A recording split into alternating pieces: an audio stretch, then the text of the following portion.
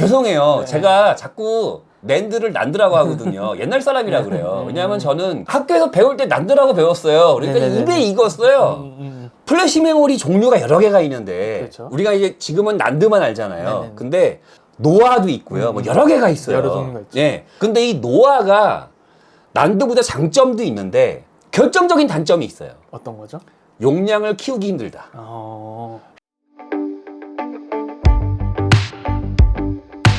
안녕하세요. 케빈 최정 기자입니다. 반갑습니다. 감자나무입니다. 안녕하세요. 안녕하세요. 저희가 밀 반도체 협정 얘기를 한번 했었잖아요. 미국 상황 쪽 얘기는 많이 했어요. 근데 저희가 일본 쪽 얘기는 거의 안 했더라고요, 보니까. 그래서 이번 시간에는 그 일본이 왜 쇠퇴하게 됐는지, 그리고 어떤 회사들이 있었고 어떻게 쇠퇴했는지 알아보는 시간을 가져볼까 합니다.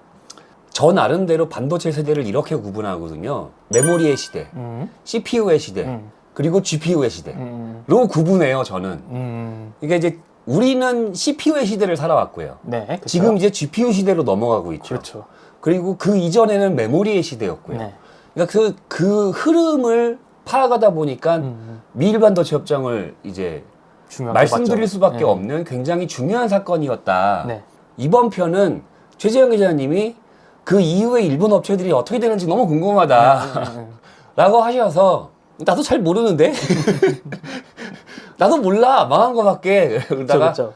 그래서 그럼 한번 찾아보자 해가지고 이제 자료를 좀 찾아서 전반적인 경향만 말씀드리고 그 이후에 일본 업체들이 잘 안 나간 거는 대충 알고 있거든요. 그렇죠. 뭐 삼성이 잘 나갔으니까 네네. 그 뭐 인텔이 잘 나가고요. 대세가 넘어오긴 했죠. 그죠? 네, 네. 거기는 다 알고 있어요. 네. 근데 공통적으로 지금 일본의 반도체는 왜 다 망했는지 최근 이제 삼성의 위기설이 나오면서 네.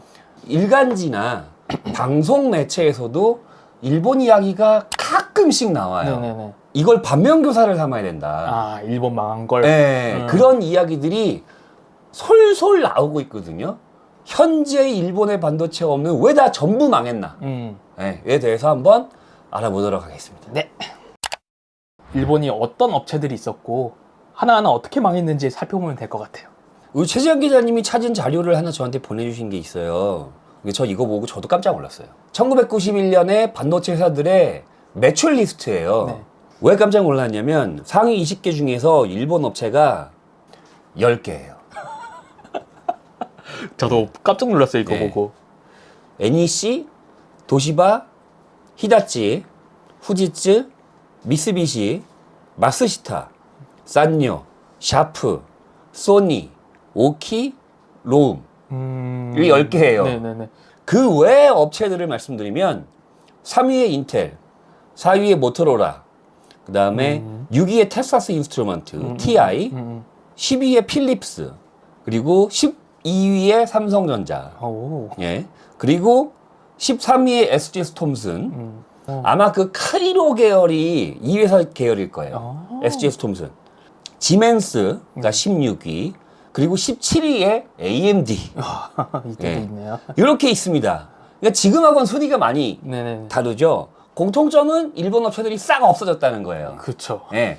그럼 첫 번째는 앞에 처음에 얘기해 주셨던 NEC인가요? 그렇죠. NEC 이야기를 한번 해보죠. 네네. 1991년에 반도체 업체 매출 1위.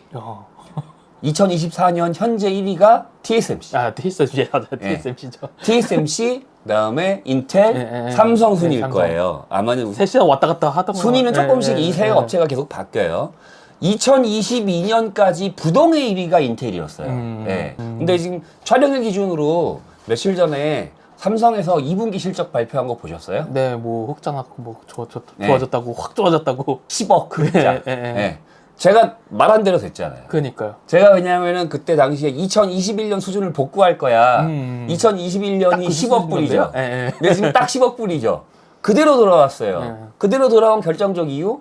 메모리 값이 회복됐기 때문에. NEC는 이제 굳이 PC 업계에서 유명한 게 90년대 NEC PC. 제가 한번 말씀드렸는데 PC88하고 PC98. 네, PC98이 엄청 잘 팔렸더라고요. 네, NEC 자체 설계의 MS-DOS 커스텀 버전의 OS와 인텔 커스텀 버전의 CPU를 탑재한 자체 생태계 PC. 그렇죠. 그래서 이 PC가 일본의 메인이 되면서 IBM PC의 도입이 늦어졌고 네. 일본 소프트웨어가 다 NEC PC98 위주로 나오고 그렇죠. 그래서 고해의 삼국지가 NEC PC98용이 먼저 나오고 IBM용이 나중에 컨버팅돼서 나중에 나오고 그 상황만 기억해요. 네.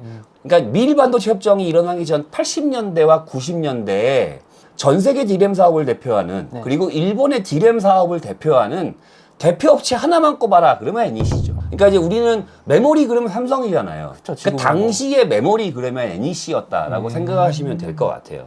비메모리로는 대표적으로 얘기할 수 있는 것이 전에 저희가 한번 얘기했는데 밉스.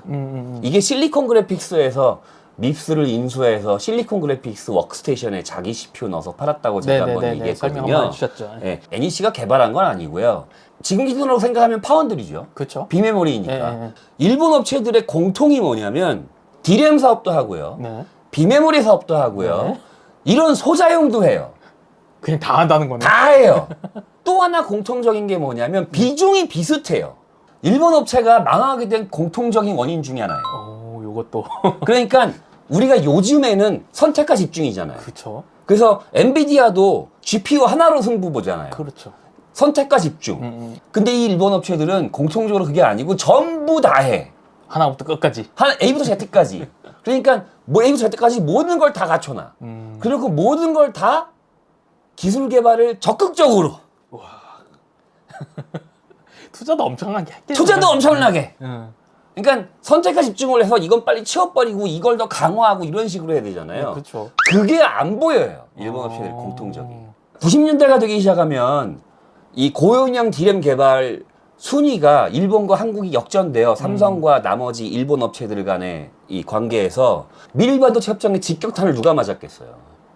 당연히 NEC겠네요. 당연히 NEC죠. 1위니까. 1위니까. 이거 여기가 직격탄을 맞는 그렇죠. 거예요. 네. 그러면서 80년대 중반에 이루어졌던 미일 반도체 협정 때문에 미국의 압박, 그 다음에 90년대부터 삼성의 기술 역전, 이 두 가지가 겹치면서 디램 사업이 90년대부터 쇠락기에 들어가기 시작해요. 90년대 요 초가 메모리의 시대에서 CPU의 시대로 넘어가는 시절이죠. 그렇죠. 딱 그 시점이죠. 왜냐하면 펜티엄이 93년에 나오니까. 네. 그 펜티엄이 나오기 시작하면서부터 모든 사람들이 PC를 쓰던 안 쓰던 펜티엄은 알아요. 네. 그러니까 이제 지금 엔비디아 다 알잖아요. 그렇죠. 똑같은 거죠. 그러니까 메모리의 시대가 지나가고 CPU의 시대로 바뀌면서 그런데 메모리는 또 삼성이 치고 들어오고 그러니까 당연히 디램 사업이 대폭적으로 축소되고 그러면 디램 사업 비중이 제일 컸던 NEC는 휘청휘청하겠죠. 휘청휘청. 네. 그냥 그것만 봐도 알 수 있어요. 그러니까 우리가 너무 깊이 생각할 필요가 없고 당시의 시대 트렌드를 보면 그게 줄 게 뻔하고 그 비중이 제일 컸던 NEC가 타격이 제일 크겠군 이라는 거는 쉽게 그렇죠. 알 수 있죠. 너무 복잡한 설명 필요 없고요. 네네. 99년이 되기 시작하면 일본 정부에서 반도체 업체가 너무 많잖아요. 그럼 이제 막 개입하기 시작하나요? 그죠? 이제 개입하기 시작하는 거예요. 99년에. 99년이면 IMF잖아요. 그렇죠. 되게 힘들 때인데. 우리나라도 이때 정부가 개입하나 하잖아요. 현대전자 반도체 사업부와 금성반도체 합병 1999년 언제? IMF. 네. 요때 일본 정부가 구조조정을 제안을 해요. 그래서 NEC와 히다치가 합병하죠. 네. 그래서 NEC 히다치. 이렇게 NEC 히다치 반도체가 합병을 했는데 6개월이 안 가요. 그러니까 저는 개인적으로 어떻게 생각하냐면 이 부분에서는 정부는 야 니네끼리 구조조정해야 돼 라고 메시지만 던지고 빠져야 돼. 직접 하면 안 돼. 손대면 안 된다 이거죠. 손대면 하이닉스 꼴이나. 금성반도체를 왜 현대전자에 줘요? 그렇죠. 반대였어야 되지 않나요? 반대가 되어죠. 네. 6개월도 못 내다보고 정부에서 합병을 하라 그래서 히다치와 NEC가 합병을 했는데 이게 또 6개월 뒤에 메모리와 비메모리로 찢어져요. 비메모리는 여러분도 좀 알고 계시는 르네사스로 가고요. 지금도 있어요. 메모리는 엘피다로 갑니다. 네. 엘피다는 다 아시죠? 그쵸. 지금은 없어요, 엘피다. 네, 지금 없죠. 그 엘피다가 현재의 마이크론 재팬이에요. 그쵸. 마이크론이 먹었죠. 최근 잘 나가잖아요. 그쵸. 네. 그러니까 일본이 하면 안 돼. 미국 업체가 일본에다가 하는 건 괜찮아. 근데 일본이 하면 안 돼. 뒤에서도 제가 계속 얘기할 건데 일본이 하는 건요 안 돼요. 네. 차라리 미국 업체가 일본에 들어가서 하는 게 나아요.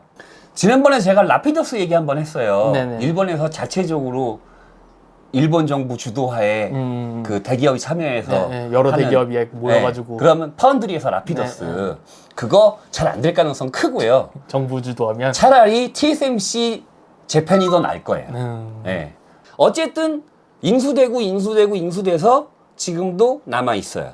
그리고 NEC라는 회사는 지금도 여전히 큰 회사고요. 여전히 큰 대기업이더라고요. 이 업체들이 기본적으로 한국의 재벌과 비슷한 대기업들이잖아요. 그러니까 공통적으로 반도체를 철수하는 이유는 뭐냐면 자사 매출이 계열사 다 해서 100%인데 5%밖에 안 돼.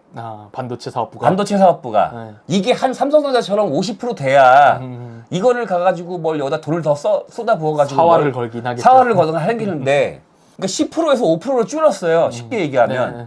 그러면은 이거 어떻게 할 거예요?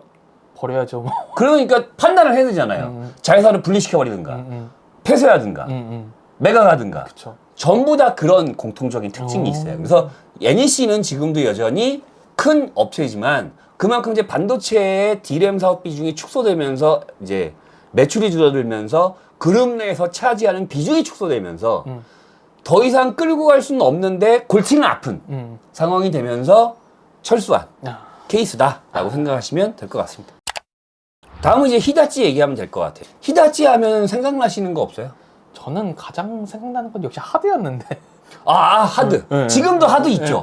지금도 하드 있어요. 히다치 하드. 뭐 DVD 뭐 이런 거 기억나는 것 같아요. LG와 히다치 합작 회사, 광디스크 만드는 회사. 앞으로 쭉 이야기할 이 일본 대기업들의 공통점이 또 하나 있어요. 네네. 전혀 쓸데없는 거긴 한데 전범 기업이야. 전범 기업이에요. 대부분이. 왜냐하면 갑자기 훅 들어서 깜짝 놀랐네. 왜냐하면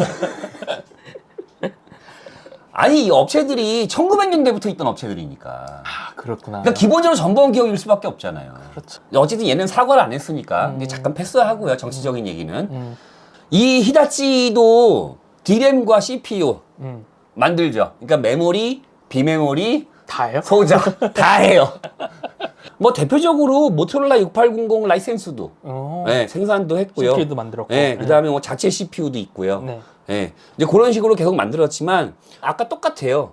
이제 메모리의 시대에서 CPU의 시대로 넘어가면서 메모리의 급격한 가격 하락, 그리고 삼성전자의 급속한 상승, D램 사업이 점점 매출이 축소되면서 NEC와 합병하죠. 그게 이제 엘피다로 갔고 또 마이크론으로 가고요. 네, 이제 그렇게 됩니다. 비메모리는 르네사스로 가죠. 네네. 여기서도. 그러면은 저희가 계속 이제 얘기 나오던 게 엘피다거든요.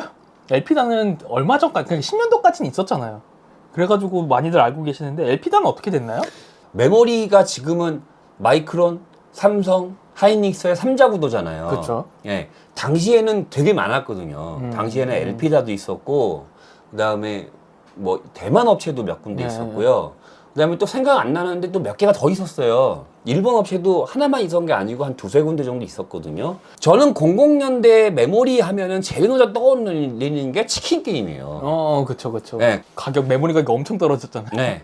이제 대만이 이제 메모리 하기 시작하고, 일본이 이제 다시 도전하면서 삼성이 주도권을 가져가기 위해서 00년대 치킨 게임을 어마어마하게 벌였어요. 경쟁자 다 떨궈버리려고. 네, 다 떨궈버리려고. 그 결과가 현재 하이닉스, 삼성, 마이크론의 3자 구도가 된 건데, 이때 만약에 안 했으면은 대만과 일본과 한국의 이 세 회사가 동시에 메모리를 다 하게 되는 상황이 생길 수도 있죠. 2012년에 이제 회사가 마이크론에 매각됐고, 2012년에 마이크론에서 인수하면서 지금은 사실상 정상화됐어요. D램 메모리, 마이크론 거 우리가 사는 거 있잖아요. 그쵸. 네. 그게 마이크론 재팬이에요.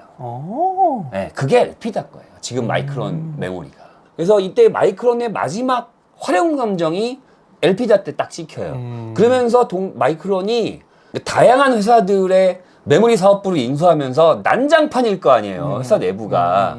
이것들이 정리가 되고, 그 다음에 마이크론이라는 회사가 정상궤도에 올라오는 것이 엘피다를 인수하면서부터.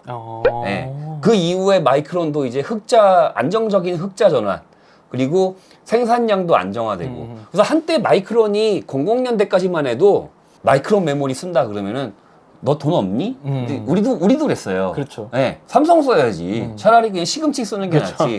마이크론을 왜 써? 메모리는 삼성이지. 그랬는데 지금은 마이크론 아무렇지 않게 사시죠. 마이크론이 이게 00년대나 그 2010년대까지만 하더라도 품질이 굉장히 안 좋았어요.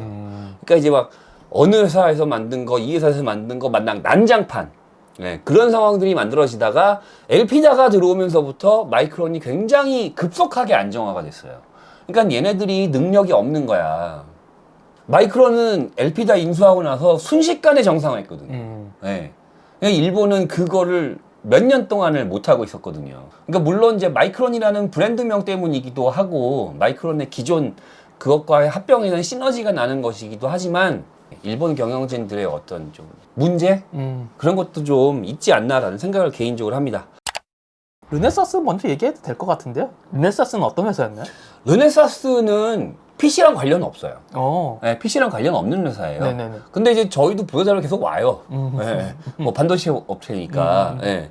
이제 이 업체는 이제 쉽게 얘기하면 비메모리 사업부, 아까 얘기한 NEC와 히다치의 비메모리 사업부가 들어갔는데, 비메모리 사업부는 크게 두 가지로 구분할 수 있는데, 하나는 고밀도 공정의 고부가가치 CPU나 GPU를 생산하는 분야가 하나 있고, 비메모리 반도체에서는 제가 항상 반도체 구분할 때 ETC로 구분하는 예, 전력 반도체, 소자형 반도체, 가전제품에 들어가는 IC 반도체, 그 다음에 뭐 IoT 반도체, 부품으로 사용되는 반도체들.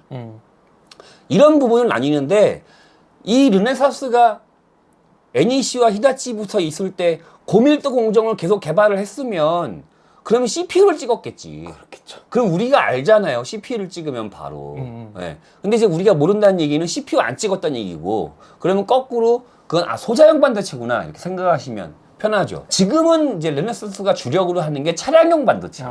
예. 국내로 따지면 동부아남하고 성격이 비슷하다라고 생각하시면 될 것 같고, 얘네는 웨이퍼도 작은 웨이퍼 써요. TSMC 3나노나 뭐 이렇게 CPU 찍는 이런 것들을 막 12인치나 16인치 쓴다 그러면 얘네는 8인치 그런 것들. 이번에 그 동부아남에서 8인치에서 업그레이드 하려고 하다가 뭐 적지 않았다는 등 막 이런 얘기가 나오고 있는데, 예. 하여튼 그래요. 네. 그러니까 초기에는 잘 나갔어요. 초기에는, 왜냐하면 NEC의 메이저 회사와 히다치의 메이저 회사가 그 비메모리 사업부가 대기업들이 지원해 들어갔기 때문에 당연히 점유율도 높고, 당시 또 2010년대가 되기 시작하면 차량용 반도체 부분이 이제 급속하게 호황이죠, 엄청. 예, 전자화되면서 차량이, 그런 차량용 반도체들을 다 일본 자동차가 사갈 거 아니에요. 아, 그렇죠. 도요타가 사가지. 국산 거 사겠죠. 국산을 사겠지. 걔는 좀 그런 거 심하잖아요, 우리보다. 그래서 점유율이 굉장히 높아고 잘 나가지만, 첫 번째 문제가 생긴 게 동일본 대지진이라고 하더라고요. 저도 이건 조사하면서 알았는데, 반도체 공장이 그쪽에 있었던 업체가 몇 군데 있었다. 예.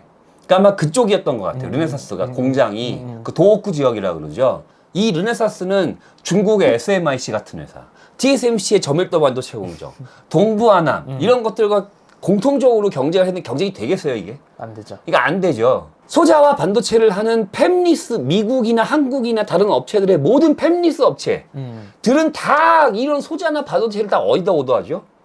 대만, 중국이 TSMC에다 오더하거나 한국의 동부아남에다 오더를 해요. 그러니까 이 업체들과의 경쟁에서 이제 경쟁이 안 되니까. 2010년도 때는 제가 알기로는 또 N고였던 거 알고 있어요. 2010년대는 N고였어요. 그러니까요. 그때는 거의 한 1,500원? 예. 그러니까 더 비쌌을 예, 백엔당 1,500원 막 이랬을 거예요. 네. 지금은 이제 반대가 됐지만 매출이 줄면서 적자 전환하고 굉장히 고전하다가 또 정부에서 보조금 받고 예, 이런 식으로 질질 끌다가, 근데 르네사스가 한때 호환인 적도 있었어요. 언젠가요? 코로나 때. 아, 요번에 얼마 안 됐네요. 그때 반짝하고 흑자가 났어요. 왜? 그때 코로나 때 공통적으로 반도체 품귀 현상이 있었잖아요. 그때 차량용 반도체 그런 것들 너무 부족해서 차가 생산이 안 돼가지고 계약하면 6개월 뒤에 나오고 1년 뒤에 나오고, 이래가 코로나 시즌 때 2020년, 21년, 22년 요때 르네사스가 지금 차량용 반도체 하잖아요. 아, 맞아. 네. 네. 그러니까 이때 쫙 하고 이익을 본 거예요. 그렇게 하다가 그게 딱 끝나자마자 바로 다시 적자로 전환했어요. 포스트 코로나 오자마자. 네, 끝나자마자 바로. 이 업체 빼면 안 될 것 같아요. 도시바.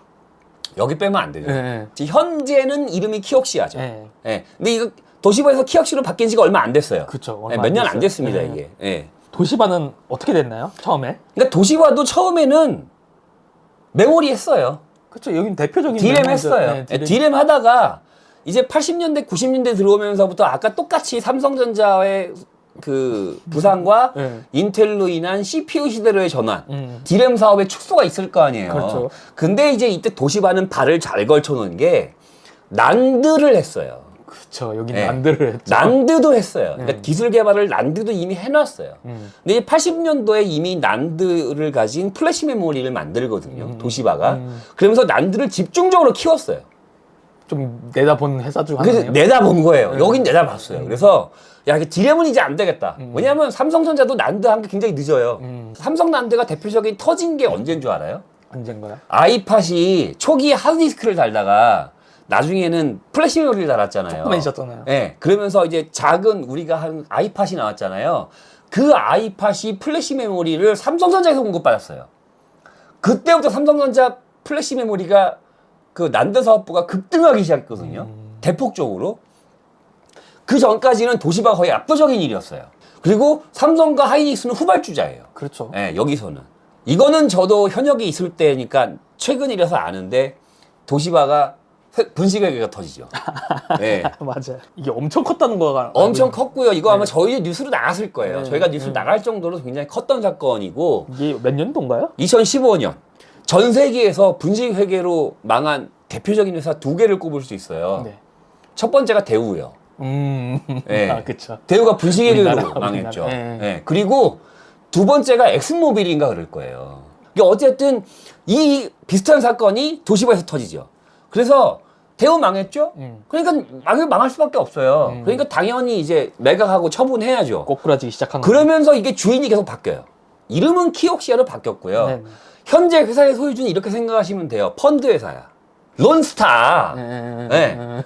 그런 론스타류의 회사야. 펀드 회사야. 그렇게 소유주가. 됐어요? 아, 뭐 베인캐피탈? 이거 펀드 회사잖아. 진짜 캐피탈이면은 돈 회사잖아. 여기에 하이닉스도 들어가 있어요. 하이닉스가 지금 2대 주주인가 그럴 거예요. 이거를 소유하기 위해서 만든 회사의 주주. 주주 중에 하이닉스. SK가 들어가 있어요. 하이닉스도 있다. SK 하이닉스가. 그래서 이제 그때 국내에서 뉴스가 어떻게 났냐면 SK가 키옥시아를 인수한다. 막 이런 식의 맞아요. 잘못된 기사가 나왔는데 네. 뭐 계열사야. 뭐 이제 우리는 이거 쉽게 그렇게 생각할 수 있지만 사실상 그런 건 아니고 한 달이 걸쳐서 가지고 있는 거기 때문에 어쨌든 그러니까 관계사 정도라고는 볼 수 있어요. 그리고 일본에서 이거 말 되게 많았어요. 하이닉스가 주주를 갖고 있는 것 자체가 기분이 나쁜 거야. 한국 주주 관계. 그러니까 한국의 하이닉스가 도시바의 키옥시아를 소유하고 있는 회사의 주요 주주인 것 자체가 기분이 나쁜 거야. 하이닉스는 안 된다는데 그게 어찌어찌 돼가지고 넘어갔는데 난드 시장을 보면 1위 난드가 어디죠? 삼성 아닌가? 1위 난드가 삼성이에요. 2위는요? 하이닉스가 2위죠. 아, 하이닉스. 하이닉스가 2위예요. 하이닉스. 그리고 3위가 키옥시아예요. 네, 맞아요. 네, 지금 현재 구도가 난드는 이렇게 짜여져 있어요. 원래 도시바가 압도적인 일이었어요. 한동안은요. 이제 하이닉스와 도시바도 최근 들어서 뒤집어졌고요. 그래서 한동안은 일본 반도체의 희망이라고 불렸던 회사가 도시바예요. 네. 쉽게 얘기하면 2010년대는 삼성과 하이닉스가 50%, 도시바가 50%였어요. 네. 지금은 이제 최근에는 이제 3위까지 떨어진 이제 회사가 됐고 그 결정적인 원인은 뭐 여러 가지 이유가 있겠지만 뭐 기술력 뭐 그런 것도 있을 거고 뭐 투자 차이도 있을 거고 특히 반도체는요 체급 차이로 인한 그 투자 차이가 영향을 미치죠. 그쵸. 어쨌든 지금도 난드 시장에서는 3위를 유지하고 있는 회사가 네, 현재 키옥시아 도시바다. 최근 뉴스로 상장 폐지됐다는 얘기가 있던데요. 2023년도 12월 달에. 그냥 알고만 계시면 될 것 같아요. 그러니까 그만큼 망했다는 거죠. 그러니까 이제 그거를 굳이 그렇게 볼 필요는 없어요. 그러니까 왜 그러냐면 이거는 이제 저도 디테일하게 보지 못한 거라서 잘 모르겠지만 상장 폐지된 게 회사 소유주 입장에서 더 유리할 수도 있어요. 왜냐면 이거 캐피탈 회사잖아. 그쵸. 그러니까 캐피탈 회사의 목적은 뭐냐면 투자를 잘해서 쪽쪽 빨아가지고 주식으로 인해서 돌려받는 게 목적이잖아요. 그렇죠. 예. 상장을 하는 게 더 좋은 거야, 안 하는 게 더 좋은 거야. 근데 하는 게 더 좋다라고 판단하면 할 것이고, 안 하는 게 좋다 그러면 안 할 것이고. 그러니까 네. 유지하다가 결국엔 폐지. 네, 근데 어쨌든 상장 폐지됐다. 네. 보면니까 미쓰비시 전기가 있네요. 여기도 전범 기업이야. 여긴 유명하잖아요. 너무 여긴 전범 기업으로 너무 많이 유명해가지고 사람들이 다 알더라고요. 저기 뭐지 그 군함도 예. 그게 미쓰비시 거 아니에요? 맞죠? 네, 그 맞아요. 군함도 그거. 미쓰비시 전기가 했는데 미쓰비시 전기는 1921년에 회사 설립된 회사고요. 네. 그러니까 당연히 전범 기업이고요. 디램도 만들고요. 비메모리도 하고요. 소자도 하고요. 다 해요. 디램을 일찍 접었고요. 이 저밀도 공정을 사용하는 이제 가전제품에 들어가는 거, 전력용 반도체, 소자형 반도체, 차량용 반도체 이런 것들은요 지금도 해요. 근데 지금도 자기네들 거에 막 넣는 것 같긴 하더라고요. 지금도 잘 나간대요. 네. 네, 지금 잘 나간다고 합니다. 이거는. 네. 다음은 또 유명한 회사죠. 후지츠. 70년대부터 메모리 64K 디램도 만들고, 디램도 만들고. 네, 64K 디램 만들고, 그거 85년에 1메가 디램 만들고. 근데 99년에 철수해요. 디램 사업. 여기도 똑같이 그냥 쇠락의 길을 그러니까 아까 걷는 그 NEC에서 제가 말씀드린 그 뚜르스 있잖아요. 80년대 초반에 잘 나갔다가 85년에 미리반도체 협정으로 폭격 맞고 85년부터 슬슬 무너지다가 90년대 들어오면서부터 삼성이 기술 격차로 치고 들어오면서 삼성이 치킨 게임, 네. 디램 가격의 대폭적인 폭락, 그걸 못 견디고 메가. 그래서 1999년에 디램 사업은 철수합니다. 네. 아까 도시바 얘기한 거랑 비슷해요. 아까 도시바는 디램이 죽어가니까 난드로 우리가 가자. 근데 얘네는 노아로 가자. 죄송해요. 네. 제가 자꾸 낸드를 난드라고 하거든요. 옛날 사람이라 그래요. 왜냐하면 저는 학교에서 배울 때 난드라고 배웠어요. 그러니까 네네네네. 입에 익었어요. 플래시 메모리 종류가 여러 개가 있는데 그렇죠. 우리가 이제 지금은 난드만 알잖아요. 네네네. 근데 노아도 있고요. 뭐 여러 개가 있어요. 여러 종류가 있죠. 예. 근데 이 노아가 난드보다 장점도 있는데 결정적인 단점이 있어요. 어떤 거죠? 용량을 키우기 힘들다. 어. 이 노아 반도체로 간 거예요, 얘는. 그래서 90년대부터 디램이 축소되니까 그럼 우리는 도시바는 난드로 가자. 그럼 우리는 노아로 가자. 노아 플래시 메모리로 가자. 그래가지고 여기다가 투자를 합니다. 그래도 방향성은 잡았네요. 근데 우리 노아 플래시 메모리 알아요? 안 쓰죠. 방향은 잡긴 잡았는데 잘못된 방향을 잡았네. 그러니까 보이죠, 미래가? 네. 네. 그래서 이때 당시에 노아 플래시 메모리의 점유율의 거의 40~50%씩 자강하는 굉장히 큰 회사였어요. 근데 노아 플래시 메모리의 대표적인 회사가 여기 말고 또 있어요. 어디죠? AMD. AMD가 여기서 나와요? AMD가 여기서 나와요.